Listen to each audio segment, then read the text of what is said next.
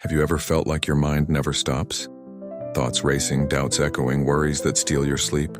This story begins with a young man named Daniel. He was only 25 years old but already carried the weight of a much older man. His days were filled with endless thoughts, regrets about the past, fears about the future, doubts about his present. His mind was a storm.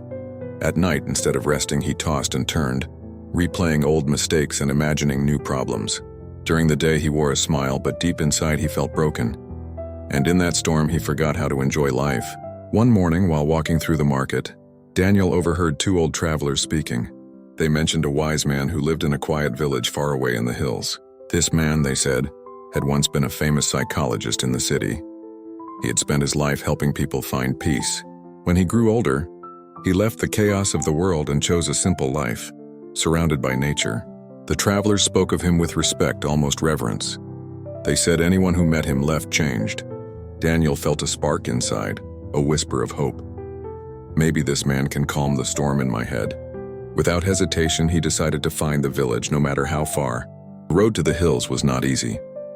Daniel walked for days through dusty paths, across rivers, and over stony trails. He met merchants, villagers, and even stray dogs along the way, but none could help him. His heart was heavy, yet his feet kept moving. At night, he looked at the stars and wondered, is peace even possible, or am I chasing an illusion? But something inside urged him to continue. He had lived too long in restlessness. He was desperate for change. At last, after a long journey, Daniel reached the village. It was small, calm, and filled with the scent of fresh earth and wildflowers. On the edge of the village stood a modest house covered with vines and greenery. Birds rested on its roof and a soft breeze moved through the trees. On the porch, sitting quietly with closed eyes, was the man Daniel had come so far to meet. He was old, with silver hair, but his face was calm, almost glowing with peace. Daniel stepped forward, his voice trembling. "Grandfather, my mind is restless. I cannot stop thinking. I want peace in my heart. Can you help me?" The old man slowly opened his eyes. His gaze was deep yet gentle.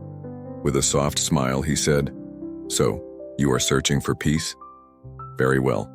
I will give you a small task." He led Daniel to the yard, where he filled a glass of water right to the edge.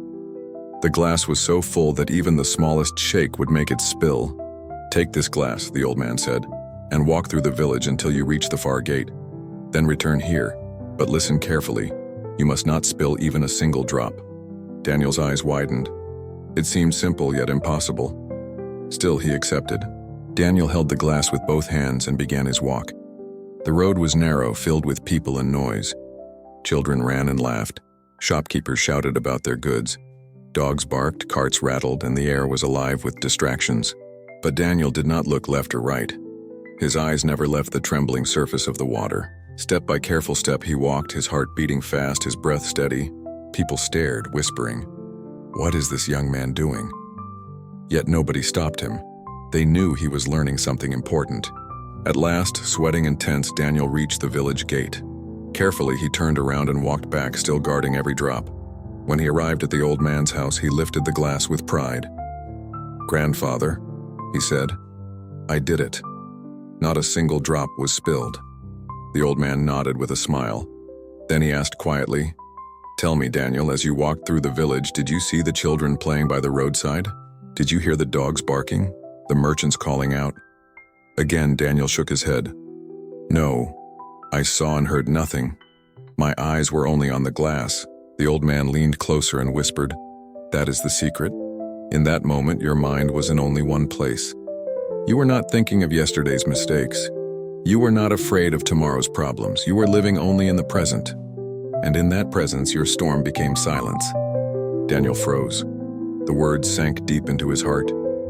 He realized that all his life he had been spilling his energy everywhere, on regrets, on fears, on noise that didn't matter.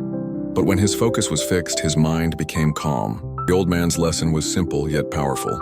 Peace is not something found outside. Peace is already inside you. It is born the moment you choose to live fully in the present. Daniel bowed his head, tears filling his eyes.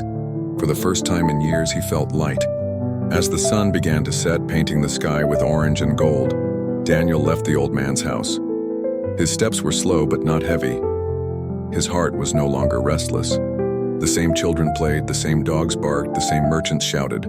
But Daniel saw them all clearly, calmly. Life was the same, yet he was not. He understood. The glass was just a mirror. What mattered was the focus. What mattered was the choice to be here now. This story is not only about Daniel. It's about you, me, all of us. How often do we carry a storm inside because we live in the past or fear the future? How often do we miss the beauty around us because our attention is scattered? The old man's challenge is a reminder.